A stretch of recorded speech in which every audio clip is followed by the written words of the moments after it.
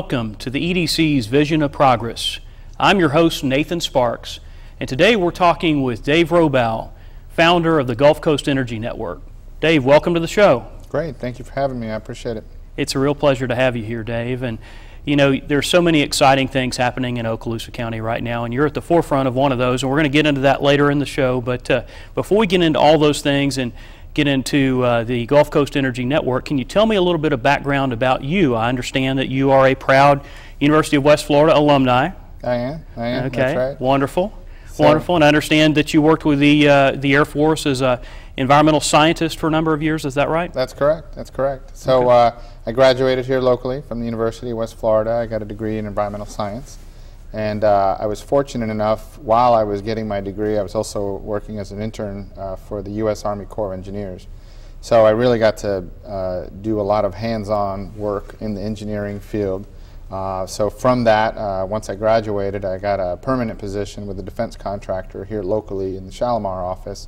And I was working in support of the U.S. Air Force. And then I was in that capacity for about 2 years until the Air Force decided to hire me, and I was working up at Air Force Special Operations Command as an environmental scientist. Wonderful. So tell me about that. That's interesting.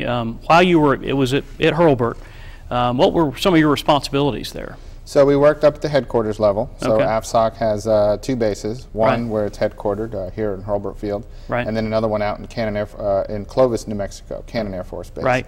So in that capacity, I worked quite a bit with the environmental staff down at the base.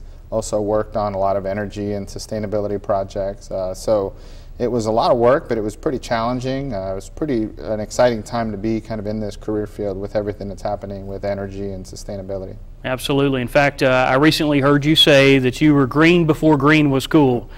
And for what it's worth, I agree. Not only did you have the experience that you've referred to there at Hurlburt, but you also, around that same time, established the Gulf Coast Energy Network. That's right. So I've been in this industry for probably upwards of 10 or 12 years. So what we decided to do back in 2008 with the Gulf Coast Energy Network, I was working with a number of different stakeholders that were all interested in a lot of the sustainability initiatives that were put forth in various executive orders that the President signed, both President Bush and President Obama. So through Gulf Coast Energy Network, we kind of set up a conversation where we can educate the Department of Defense on a lot of these new initiatives, which a lot of the folks at the shop level really were just learning about, and then bringing in some expertise from industry, academia, other NGOs, non-governmental organizations, really to kind of coalesce around this concept of what's now called green. But for a lot of us, it's high performance, sustainable buildings, alternative fuels, renewable energy, different things like that. Right, right. So you mentioned academia and industry. Who are specifically some of those partners that came to the table with the Energy Network? Sure, so it's really a mix. Here locally, our founding sponsor, if you will, for some of the workshops that we do has been Gulf Power. They've been a great supporter of ours. Right. But a lot of the industry names are companies that we've all heard of, GE and Siemens and General Electric, and a lot of big household names. But we also get a lot of smaller firms, you know, 2 or 3 person shops, architects, engineers, elected officials make up quite a bit of our membership. So that's always encouraging to get the local elected officials interested in these concepts. Right, and your service area for the Gulf Coast Energy Network is, as I understand it, Texas to Florida. Yeah, so it's really throughout the whole Gulf Coast. Right. So we have a presence in Houston, Texas, all the way down to Tampa, Florida. But I'll tell you, that probably represents about 70% of our membership. We have actually grown some of our conferences to the point where it's international. We had 9 countries represented at our last international Power Up Energy Expo. Right. So we've really kind of grown the network from there. The Gulf Coast has kind of been our base. We're based here in Florida, but we're getting participation really from all corners of the globe. Absolutely. You mentioned Power Up, and that's something that some of our viewers may have heard about, but for those who haven't, talk to us about what Power Up is about. Sure, yeah, absolutely. So what we wanted to do is kind of have this conversation about alternative energy and high performance, sustainable buildings, electric vehicles, different things like that. So when we decided that we were going to have a conference, we really weren't sure who was going to show up. We put together the conference in coordination with Hurlburt Field, Eglin Air Force Base, some of the naval installations, and we wanted to open up the trade show to the general public, so people that were interested in these types of technologies for improving energy efficiency at home, or business owners that wanted to basically reduce utility costs. So we had this open trade show where vendors were set up, and the general public can come for free. We've hosted it back and forth really between Fort Walton Beach at the Emerald Coast Convention Center and Pensacola Beach at the Hilton, and we've kind of bounced back and forth. This year was a little difficult with conferences. A lot of our normal participants, mainly the Department of Defense, we've had some budget cutbacks and different things like that with sequestration and government shutdowns. So we took a hiatus for 2015, so we'll bring the conference back next year. Okay, wonderful, wonderful. Well, and from what I hear, it's a wonderful venue, and I know there's probably folks watching that will keep an eye out and want to participate in future years. So, yeah, we hope so. Absolutely. You know, the Gulf Coast Energy Network to me is a fascinating concept, and you know, the fact that you focused on the Gulf Coast region, obviously, you did so very purposefully. What is it about the Gulf Coast region you think that makes it a good focal point for the Gulf Coast Energy Network? Well, what a lot of people don't realize is our traditional sources of energy by way of natural gas and oil come from Gulf of Mexico, right? About 33%. So we wanted to have a conversation to include other types of energy, so renewables from solar and wind and geothermal, battery technology, different things like that. And there really wasn't anybody in this space catering to this part of the country. So we saw an opportunity, like I said, back in 2008 to formalize this organization and put together these trade shows and technical conferences. We are a 501c3, so we are in the business, so to speak, of providing education and training really to folks in industry, private sector, public sector, and anybody who's interested. So we've had participation really from all sectors of the energy field. I get excited when last year we had a woman who came from Kuwait, which is kind of fascinating, and this year we're putting on another workshop. I had a woman from Ethiopia.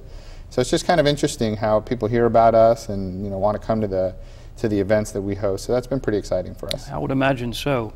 So if someone out there wants to get involved in the Gulf Coast Energy Network, maybe they have a business. You mentioned that it's not just about big business or academia per se, that there are small architectural firms and smaller businesses that are engaged in the Gulf Coast Energy Network. You all are a membership-based organization. We are. Do you have a website?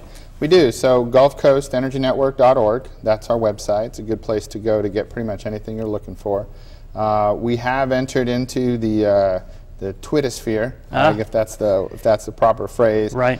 So we have. If it's not, you just coined it. Well, there you go. So we are on social media, both LinkedIn and Facebook and Twitter. So we're reaching out, in those types of platforms as well. But yeah, that website is really the place to go to learn about the organization, learn about participating in events. We have an event coming up here in Fort Walton on the 3rd of June. Which is focused on energy and microgrid, so that'll be a good event, and that's some information, again, on that website, www.gulfcoastenergynetwork.org. Excellent, excellent. Well, certainly we encourage our viewers to go and spend time out there. We're going to take a short break, and when we come back, we're going to talk about a very exciting project, folks, that has an opportunity to be a real game changer for Okaloosa County in the realm of advanced energy technology, and it's one that Dave and his partners are working hard on. So with that teaser, we'll take a short break.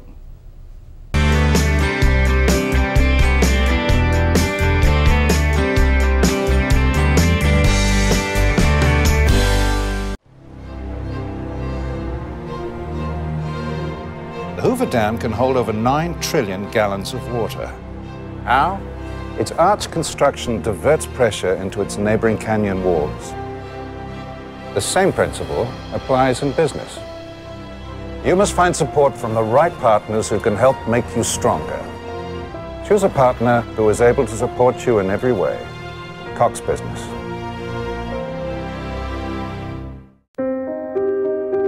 Here's to the things that can keep us safe. Those we use all the time with hardly a thought. Those that are silently standing by to save our lives. And now, those that we carry with us everywhere we go. Many mobile devices will now bring you wireless emergency alerts, real-time information directly from local sources you know and trust. With the unique sound and vibration, you'll be in the know, wherever you are.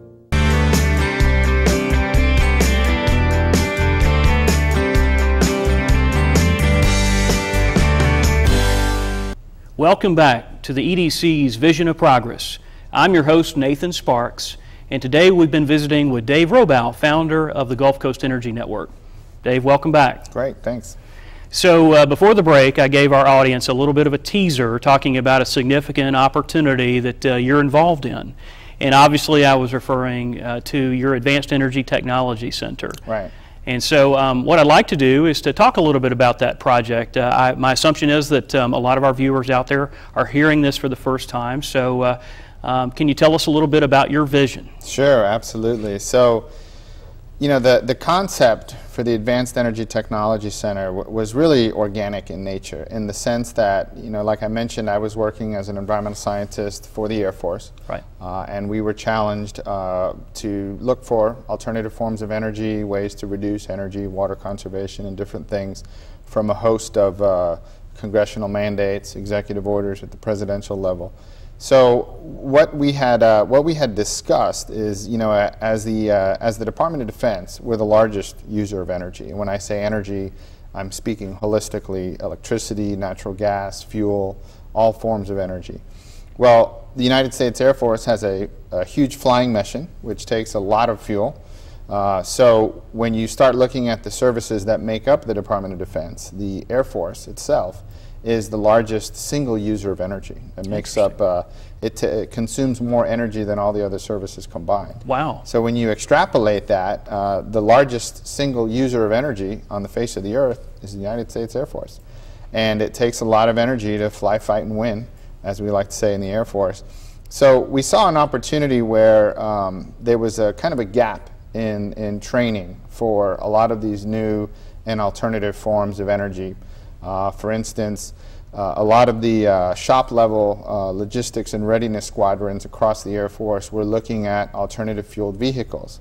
They were looking at electric vehicles, hydrogen fuel cells, different types of technologies.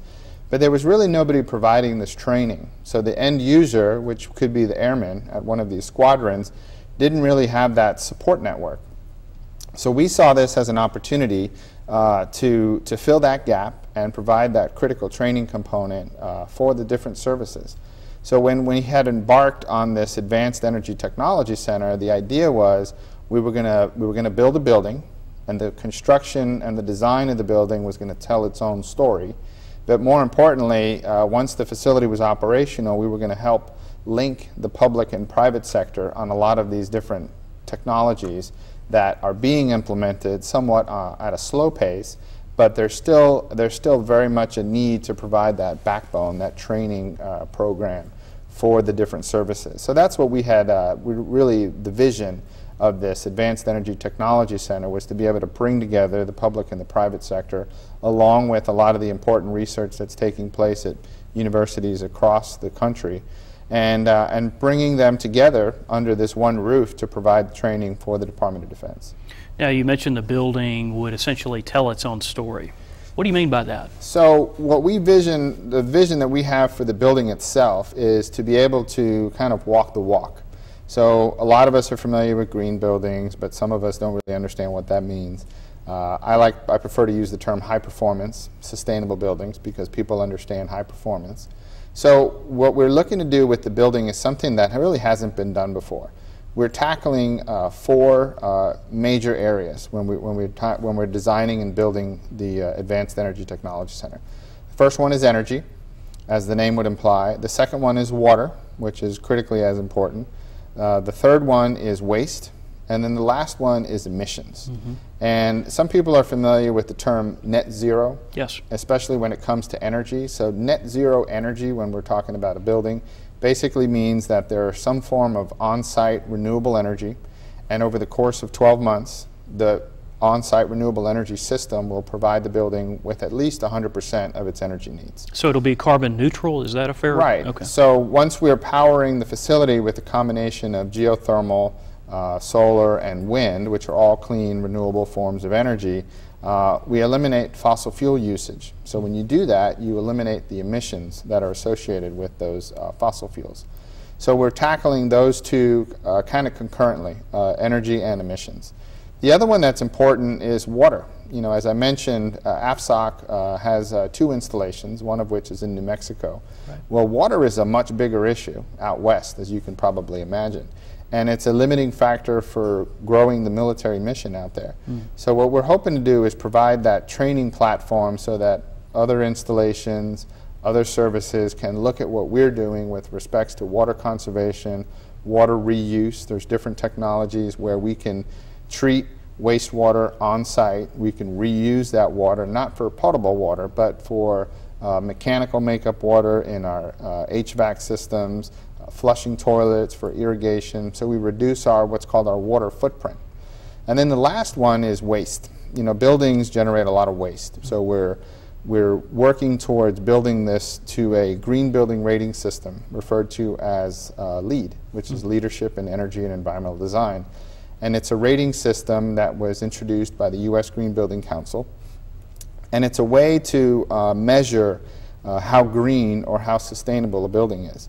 So by tackling waste both on the reduction side and on the recycling side, we're going to tackle that tenet as well. Excellent. So Eglin was very purposefully chosen for this, this concept, this vision that you have. Right. Explain why that is. So for some viewers that may not be familiar with what happens at Eglin, I know you're reminded at night when there's some bombing exercises and different things like that. Eglin is a test and evaluation base for the United States Air Force.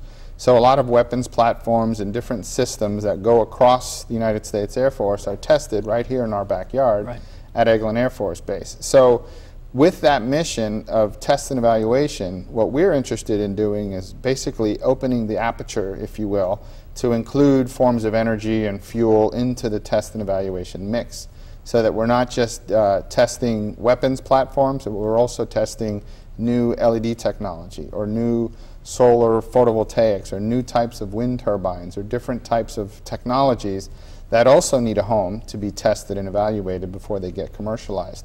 So we feel that Eglin is really a great fit with its current mission. And now when you couple that with the fact that the United States Air Force is the biggest user of energy, there's really a good fit, and we feel that Eglin is really the best fit for us. Has the base been supportive of that? They have. We actually, it was probably 2 years in the making, but I'm happy to say October of 2014, Gulf Coast Energy Network and Eglin Air Force Base, we signed an MOU, a Memorandum of Understanding.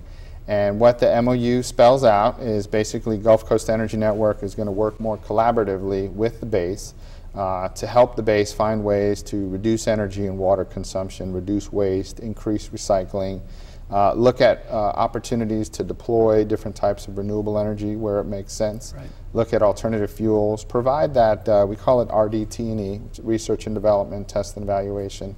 So the base has been very supportive. That relationship is growing. You know, we always struggle with changes in leadership, but now that we have the MOU signed, our intent is that the new leadership, at one point when it does arrive at Eglin, will continue to have this relationship with Gulf Coast Energy Network, and we're happy to help. Well, you know, we all know that our installations throughout the country, for that matter, have struggled in the current environment as the Department of Defense's budget has been impacted. The installations are suffering. Their O&M, their operations and maintenance budgets are cut considerably. And many of them are looking for ways to, in turn, realize cost savings. From what I understand, and you probably know better than I, but the utility bill is the single largest expenditure that Eglin Air Force Base, and maybe any Air Force base or any military base for that matter, has. But I've been told that at Eglin Air Force Base, that bill is in excess of $30 million just for electricity. So is that something that's accurate? That's accurate. So outside of labor, obviously the utilities becomes the single largest line item in the budget. Right. And as you pointed out, you know, the fiscal situation is a reality for a lot of installations, and they're looking actively for ways to reduce their utility footprint, We look at it from a cost savings perspective, but for the military, we like to say energy is a force multiplier. So every dollar we save on energy is a dollar that goes towards protecting the warfighter. So what we're finding is in this environment, there are multiple opportunities for what we call public-private partnerships, or P3s. And now this has evolved to include local governments. So now it's a P4. So now you get another public sector entity in there. And what we're seeing is large-scale projects, whether they're development-oriented, building buildings and different things like that, are involving the private sector coupled with the public sector, because the private sector brings the financing.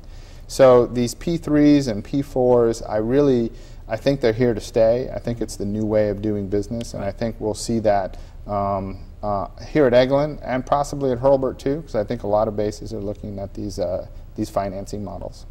So your Advanced Energy Technology Center, obviously a significant undertaking that envisions partnerships with numerous entities and supporting numerous constituencies. Can you talk to us about who some of those partners are and what roles they'll play? Sure. So for many years now, the Department of Energy has been working diligently to find ways to partner with the Department of Defense because of the fact that the DoD has such a large energy footprint.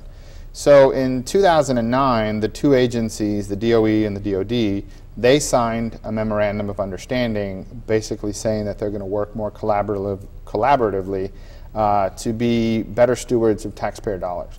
So what we're hoping that we can do with the Advanced Energy Technology Center is kind of help bridge that gap.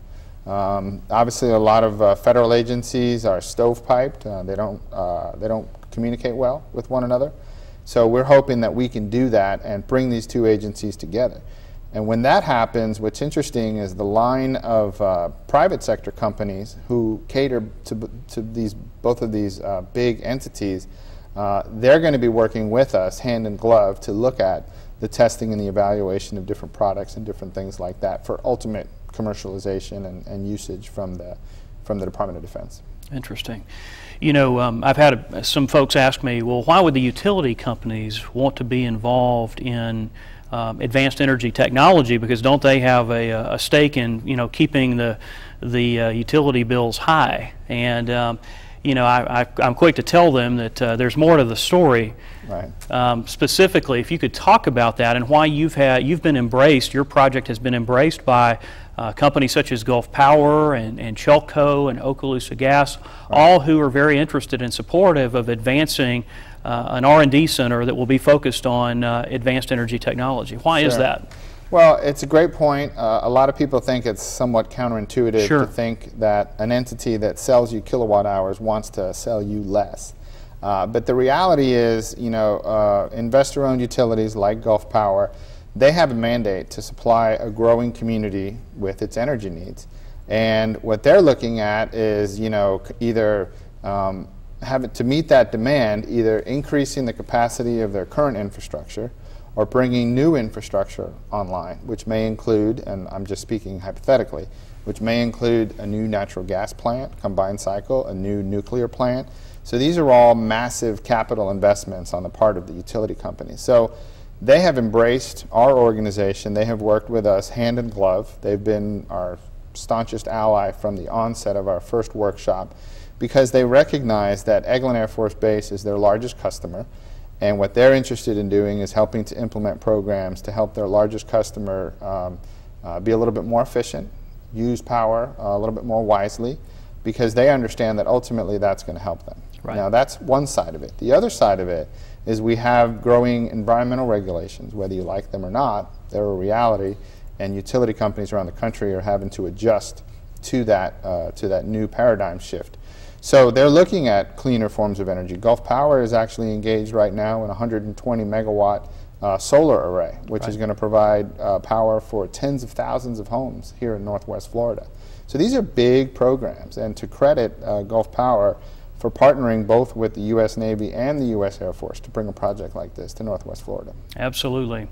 Dave, we have about 2 minutes remaining, and so I know that I'm very interested in hearing where we are today with your project. Obviously, a project of this magnitude requires a lot of heavy lifting, a lot of coordination, But if you could speak a little bit about where you are in terms of your due diligence, in terms of those next steps, I think that would be helpful. Sure. So we've been in the kind of perpetual design phase for about 2 years now, working both with the Department of Energy, locally our architectural firm that we're working with, Doherty Architecture out of Destin, so we're trying to keep a lot of the business local.